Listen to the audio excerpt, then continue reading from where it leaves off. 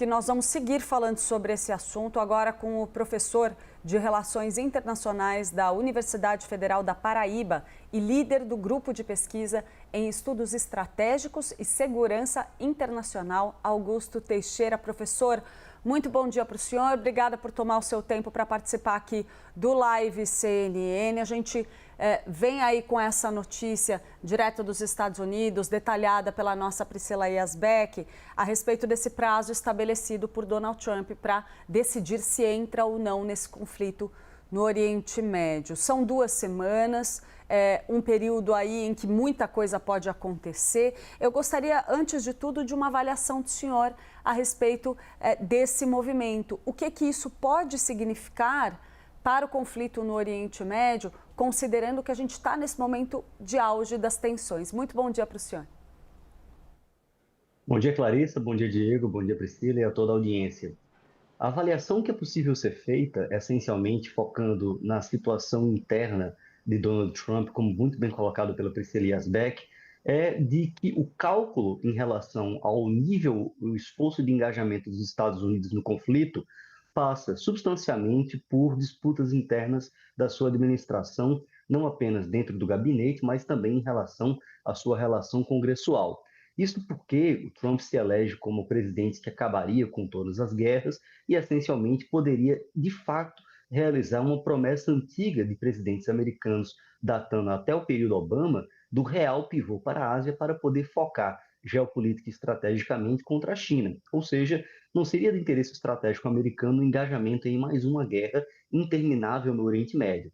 Entretanto, ao dar 2 semanas, Trump consegue, de certa forma, alguns logros. Primeiro, consegue criar um contexto favorável para negociações, especialmente por terceiros atores, como ocorre hoje em Genebra. Segundo, permite a Israel a compreensão de que os Estados Unidos dão um prazo maior para a continuidade das operações de degradação da situação iraniana, permitindo uma melhor reavaliação do cenário estratégico.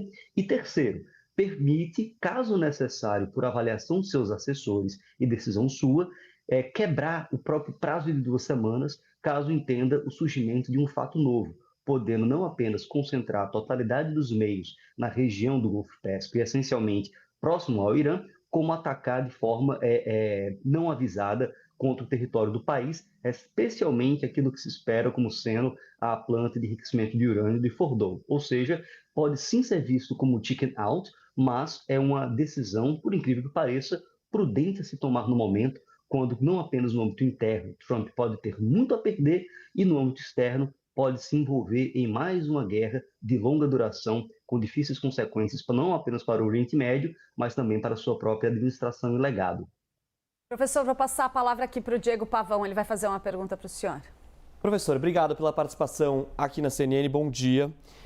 A gente tem falado muito sobre essa eventual entrada dos americanos nesse conflito por causa daquela bomba, aquela bomba chamada de Bunker Buster, que seria a única forma, talvez, de atingir aquelas instalações subterrâneas do Irã, especialmente naquelas montanhas de Fordow, que abriga ali um grande centro nuclear e um centro importante para o Irã. Esse envolvimento dos Estados Unidos, eventual envolvimento com essa bomba, isso desequilibraria, de certa forma, a situação interna de Donald Trump na política, porque existem 2 alas dentro do Partido Republicano. Uma ala bem aquela Make America Great Again, ou seja, aquela bem focada no isolacionismo, não vamos arrastar para um outro conflito, mas existe também a ala republicana que fala que os Estados Unidos têm que ser exatamente esses aliados dos israelenses.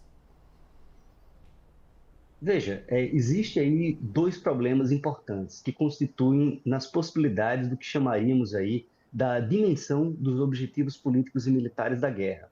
A opção pela destruição da planta de Fordow, que é em grande parte aquilo que todos os especialistas têm apontado como potencial alvo de interesse prioritário dos Estados Unidos, constituiria uma opção minimalista, ou seja, uma participação dos Estados Unidos por meios aéreos e missílicos na destruição e degradação desse ativo do programa nuclear iraniano, vindo inclusive a quebrar, em grande medida, a sua espinha dorsal e podendo, em grande medida, retrair a atuação dos Estados Unidos dentro do escopo do conflito.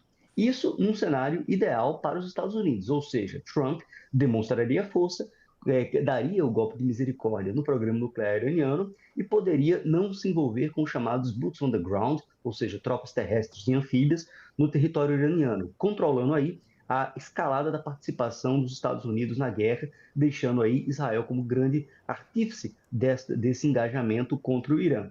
O grande problema, Diego, é que isto é um cenário. O Irã pode, por exemplo, retaliar bases americanas, xiitas, grupos xiitas apoiados pelo Irã, especialmente no Iraque, poderão atacar bases americanas no Oriente Médio e também bases ou interesses sauditas e de aliados dos Estados Unidos, levando com que os Estados Unidos aumentem o esforço de engajamento, inclusive talvez anfíbio terrestre, contra o Irã. E aí você teria o segundo tipo de objetivo, que seria um objetivo maximalista, que constitui naquilo que muito tem se falado de mudança de regime, ou seja, a substituição da República Iraniana estruturada numa teocracia islâmica por outro tipo de governo no qual tem se aventado, por exemplo, o retorno da monarquia com o Shah. Então, nessa perspectiva, é muito difícil controlar, essencialmente, o resultado de um potencial conflito, o que poderia levar Trump a uma situação muito complicada para o seu próprio eleitorado, especialmente o movimento Make America Great Again, porque seria difícil convencer o público americano de que o Irã seria uma ameaça imanente para os Estados Unidos. Então, é uma situação muito complexa, mas a opção de Fordow ela é bastante plausível. Professor, passo a palavra para Priscila Yasbeck. Professor, muito obrigada pela entrevista. Eu queria colocar uma questão também que tem sido muito discutida nos últimos dias, que é sobre a capacidade nuclear do Irã, né? Porque a Agência Internacional de Energia Atômica disse que o Irã não estava cumprindo com as regras de permissão para que fossem checadas essas capacidades. E aí há versões divergentes sobre a capacidade nuclear do Irã, com Israel dizendo, ora, que eles teriam capacidade de construir 10 bombas nucleares, agora já são 15. Inclusive tem um vídeo que está circulando na internet mostrando que Netanyahu desde 92 fala sobre essa capacidade nuclear do Irã, que o Irã conseguiria construir e formar uma bomba nuclear em uma semana. O que se sabe é que há um enriquecimento de urânio em 60%, que seriam necessários 90% desse enriquecimento de urânio para que houvesse essa capacidade de criar uma bomba nuclear, mas tirando todas essas guerras de versões e também essas questões mais técnicas, o ponto elementar que eu queria colocar para o senhor o Irã de fato seria capaz nesse momento de criar essa bomba nuclear? E o que eu estava lendo em algumas reportagens é que para desenvolver essa bomba nuclear seria preciso colocar esse urânio enriquecido em ogivas e que isso pelo menos demoraria meses ou até um ano. Nesse caso, as inteligências de países estrangeiros não identificariam que o Irã estava fazendo isso? Ou seja, a questão elementar aqui existe um motivo real para esse conflito ou essa premissa é falha? O Irã não conseguiria em uma semana construir uma bomba nuclear? Priscila, a sua questão é a questão de $1 milhão, porque o que se coloca é que todo país que possui um programa nuclear e uma tecnologia, um conjunto de tecnologias ligadas à questão nuclear, tem uma tecnologia dual em suas mãos, ou seja, estando dentro do Tratado de Não Proliferação Nuclear, ele vai ser estruturado e regido por normas, inclusive limites em relação ao enriquecimento de urânio e, obviamente, uma vedação completa a qualquer dimensão militar desse programa, a não ser que, por exemplo, para propulsão nuclear, como é o caso do Brasil, por exemplo, com seu submarino de propulsão nuclear em construção.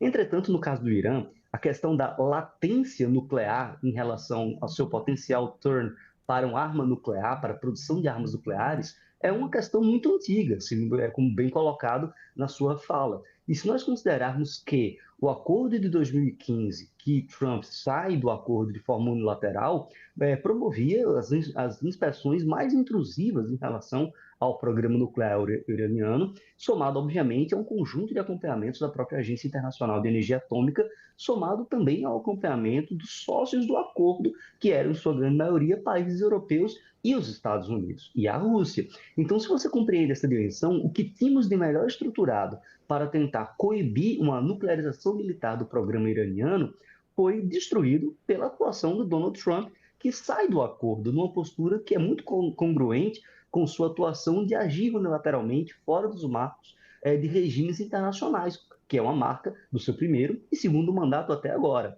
A grande questão é, hoje o Irã, para possuir armas nucleares que estejam aptas a serem utilizadas, teria que, primeiro, como você bem coloca, enriquecer urânio para 90% ou mais, alimentar, armar as ogivas e tê-las em estado de prontidão, conseguir que essas ogivas armadas com urânio conseguissem ser acopladas nos mísseis e os testes feitos de forma a compreender o seu grau de resistência através de uma trajetória normalmente balística, que sai da própria atmosfera, e, obviamente, ter a compreensão de qual seria a doutrina e estratégia nuclear do Irã ao ter armas nucleares. Ou seja, é algo que perpassa um período além de algumas semanas ou meses. Então, existe sim o risco, pela própria natureza de um programa nuclear, pela condição geopolítica do país e por ameaças existenciais ao Estado de Israel. O Irã não reconhece Israel e, por outro lado, já declarou diversas vezes o risco da sua destruição. Mas, tecnicamente, não é plausível dizer que eles têm arma nuclear ou a teriam em tão pouco tempo. Professor, eu gostaria de aproveitar para aprofundar um pouco com o senhor essa questão do encontro de hoje do chanceler iraniano com ministros europeus. É uma pequena janela de diálogo que se abre aí. Eu gostaria que o senhor analisasse para a gente a ausência até o momento de uma figura ou de figuras que se apresentem aí para servir como ponto de mediação. Há uma dificuldade muito grande no diálogo, né, no conflito entre Irã e Israel, e a gente tem um Donald Trump ali contribuindo para esse cenário de pressão. Queria um entendimento do senhor a respeito desse cenário.